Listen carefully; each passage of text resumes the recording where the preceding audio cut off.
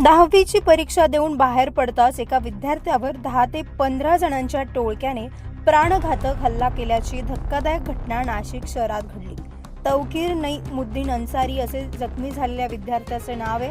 तौकीर हा दूध बाजार परिसरातील रहिनुमा स्कूलमध्ये शिकणारा 10वीचा विद्यार्थी आहे। शहरातील कोर्टासमोरील परीक्षा केंद्रावर तो 10वीचा पेपर देण्यासाठी आला होता। पेपर संपल्यानंतर तो परीक्षा केंद्राच्या गेट बाहेर पडताच 10 ते 15 जणांच्या टोळक्याने अचानक त्याच्यावर हल्ला केला।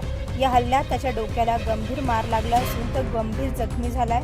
घटनेनंतर त्याला तात्काळ शहरातील जिल्हा शासकीय रुग्णालयात दाखल करण्यात आले असून सध्या त्याच्यावर उपचार सुरू आहेत। के बोर्ड के पेपर देने गए थे बिटको स्कूल में।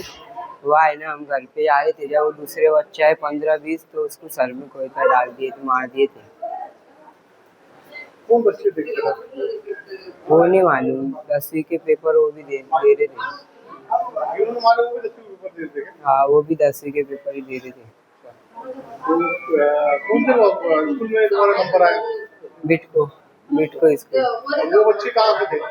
वो भी बिटको स्कूल के थे। कितने लोगों ने मारे?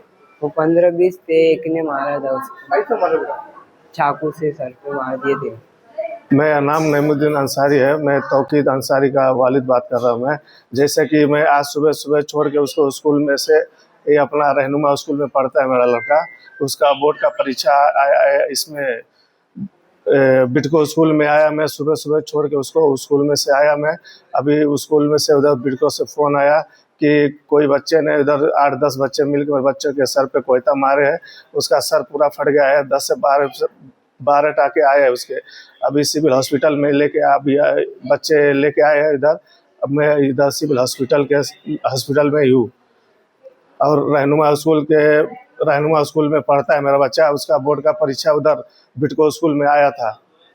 अभी बच्चों को क्या क्या कैसे क्या किससे मारे, इतना मारे मेरे बच्चे को कि 10 से 12 टाके, इतना बड़ा या खरोच आया उसका, ये अपना जख्म भरा है।